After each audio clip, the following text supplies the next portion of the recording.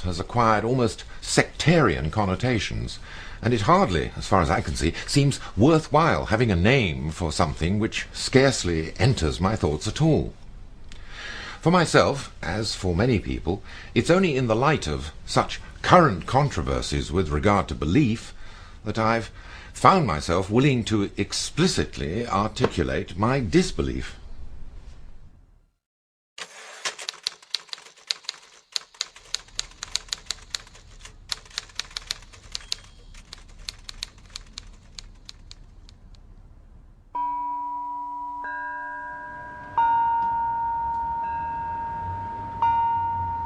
I think it's important to make a series like this, because at a moment when intense commitments to different forms of monotheistic religion have now acquired, or rather reacquired, such an intense political connotation, it's important to indicate that the widespread suspicion of disbelief is becoming a real threat to free thought.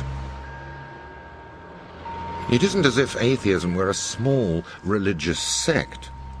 In fact, it's not another form of religious belief at all. And it's important to understand that disbelievers constitute a much larger percentage of the population than religious people, and especially politically motivated religious people, would like to think. I haven't believed in Christianity, I haven't believed in any religious doctrine since I was 17 or 18. I never really believed it, and I always thought that all of the religious services at school were ludicrous. Loved the hymns, but the content of the hymns were so absurd, dense theology, weird stuff. I am one God, and if you don't worship me, you will burn forever. I always thought that was ugly. They felt that science would be a corrosive to religious belief, and they were worried about it. And damn it, I think they were right.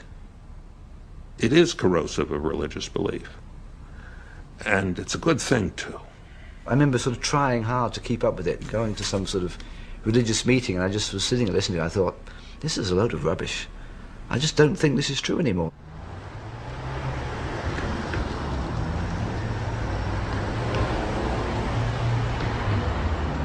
I was born in England, but my grandparents came here from Lithuania as Jewish refugees. And for Jews, spread as they are across the world, their religion has always seemed an essential part of their cultural identity.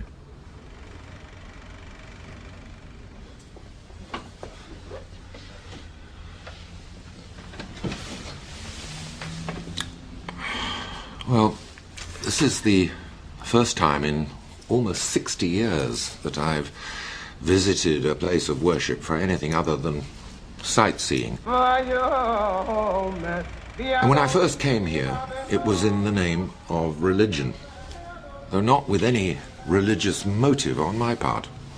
The fact is, I was sent here by a Jewish father, sent here because he thought that I owed it to what he called my people. And the reason is that quite suddenly, because he had been so appalled about what had happened in the Holocaust and guilty about having escaped it, that he felt that he and I owed some sort of identification with the group.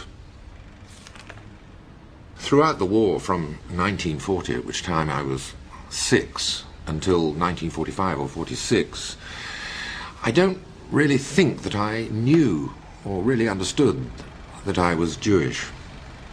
When my father said that I was, I didn't really know what he meant. I came here to several services when I was about 11 or 12 on what were called the high holidays. But I came here without knowing what I was participating in. It was conducted in a foreign language which I didn't understand, written in text I couldn't even read. There was singing, but the singing was completely different to the singing with which I had grown much more familiar by virtue of the fact that I was a prep school boy and attended Christian prayers. So I found myself sitting right at the very back here, as far as I could from the main action, amongst a group of people with whom I felt no particular identity, in spite of what my father told me about my identity. And I stuck it out here during the services as long as I could, wondering just how long I'd have to stay before I could return and satisfy my father that I had in fact attended. Well, my atheism, if that's what one insists on calling it, was not at any point a rejection of anything. What I was being introduced to scarcely seemed to be something against which I had to rebel. This all happened at a time when I simply felt myself to be an English schoolboy. The only thing that I was rebelling against was, well, it certainly wasn't the dogma or the doctrine, because that was completely inaccessible to me, and I hadn't been introduced to it earlier. It was simply that coming here on those occasions took up time when I might otherwise be enjoying myself playing cricket.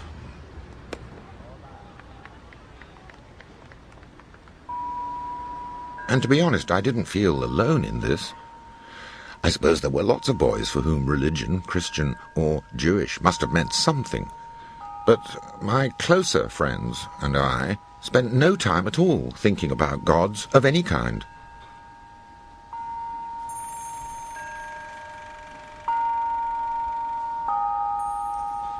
Perhaps I was too dumb, or just too interested in cricket or in girls to ask myself any questions about religion.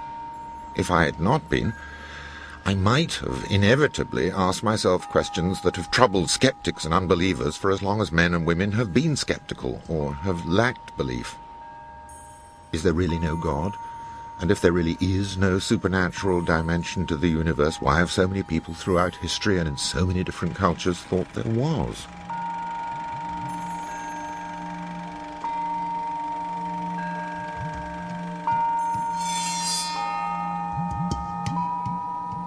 The problem, as I've already said, is that there are so many different forms of skepticism, disbelief and free thought that it's quite hard to do a straightforward history of it, as if it were something that simply grew to become the fully formed thing we know today. In any case, what it is to be an atheist is itself very complex and very questionable. The word is like atypical or asymmetrical. The word atheist simply means not really theist, and that of course begs the question, well, what is a theist?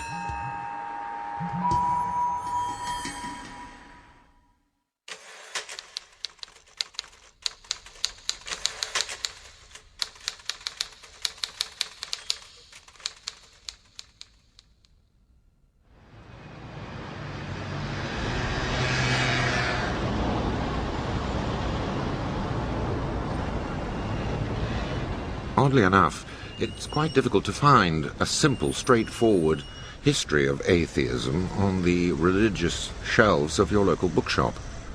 And although the subject is dealt with at considerable length in some of the more scholarly works, it soon becomes apparent that in contrast to each of the three monotheistic religions whose articles of faith are explicitly affirmed from the outset and continue to be expressed throughout their subsequent development, it's quite difficult to identify a correspondingly explicit current of denial.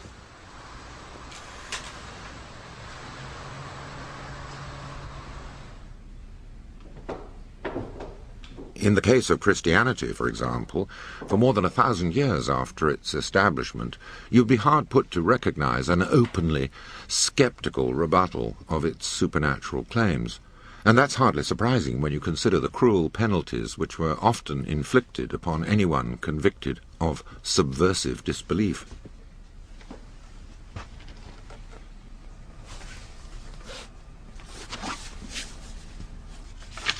Paradoxically, some of the sources of disbelief are to be found amongst the arguments of believers.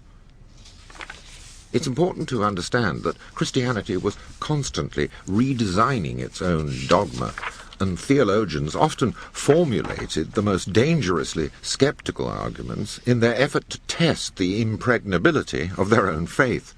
And in doing so, they unknowingly furnished atheists with ready-made weapons.